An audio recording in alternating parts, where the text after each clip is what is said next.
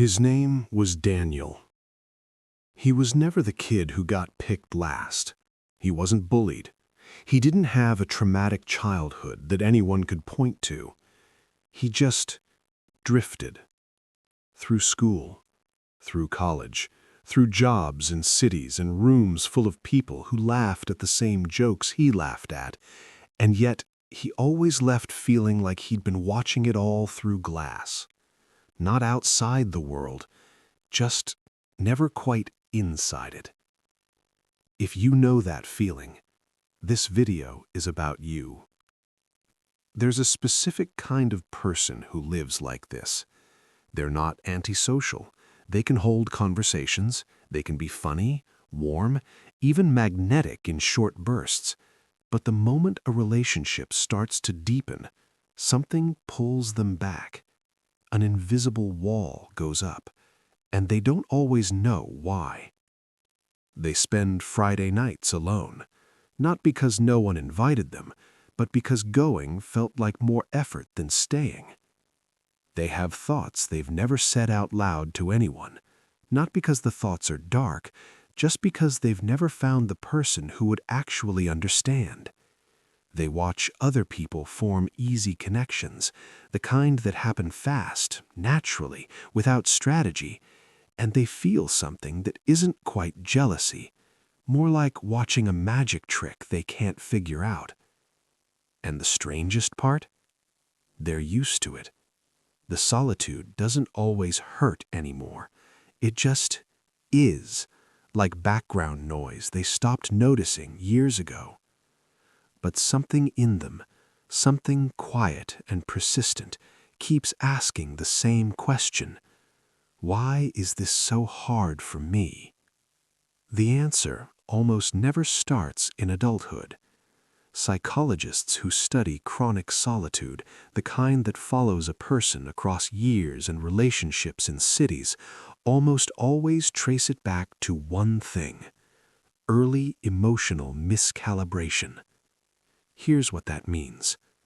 When you're very young, you learn how relationships work by watching the most important ones around you.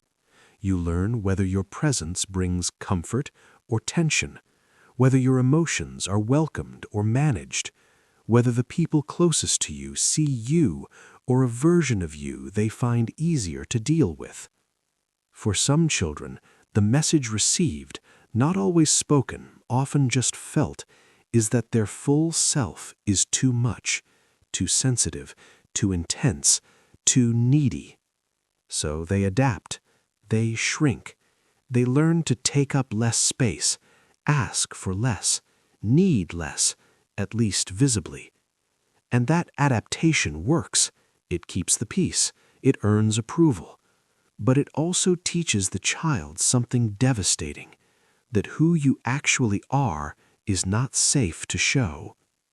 Fast forward 20 years, the child is now an adult, intelligent, functional, maybe even successful.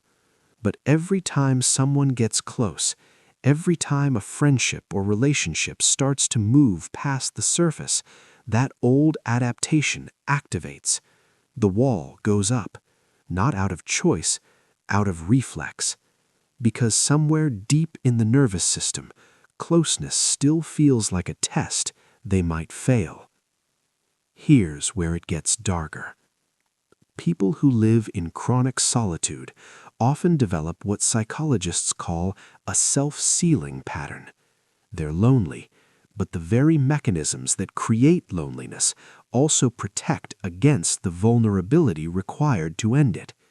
They want connection, but they've unconsciously built a life that makes connection difficult.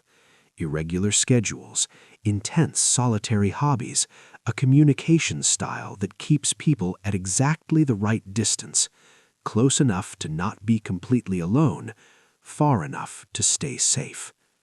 And because they're often highly intelligent and self-aware, they can explain all of this. They can describe their psychology with remarkable precision. But knowing the pattern doesn't break it, because the pattern isn't a thought, it's a survival response, and survival responses don't respond to logic. there's something else that happens too. After years of solitude, the internal world becomes extraordinarily rich.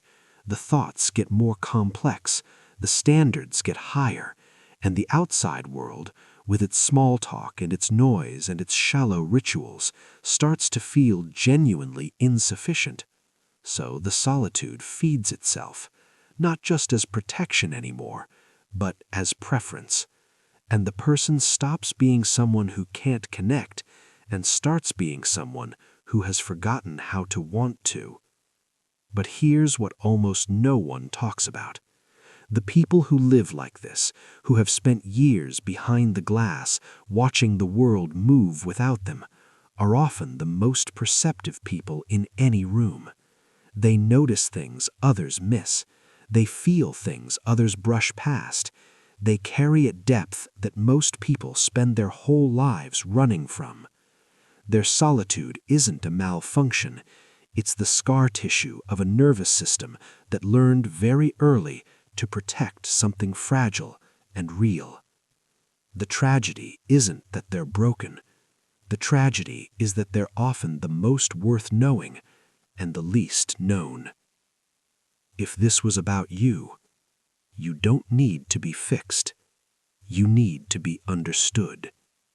And maybe that starts here, with someone somewhere finally saying out loud what you've only ever felt alone.